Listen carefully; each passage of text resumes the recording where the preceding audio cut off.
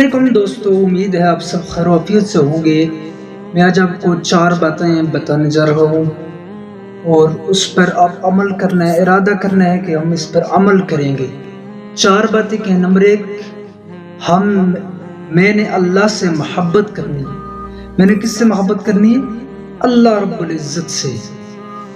Number 2، میں نے اپنے نفس سے ضد کرنی ہے۔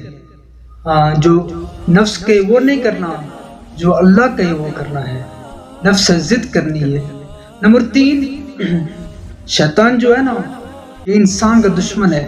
قرآن میں اللہ کہتے ہیں ان الشیطان لکم عدو مبین، شیطان تمہارا، بے شک شیطان تمہارا کھلا دشمن۔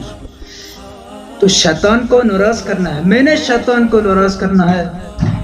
نمبر 4، میں نے اللہ رب العزت کو راضی کرنا ہے۔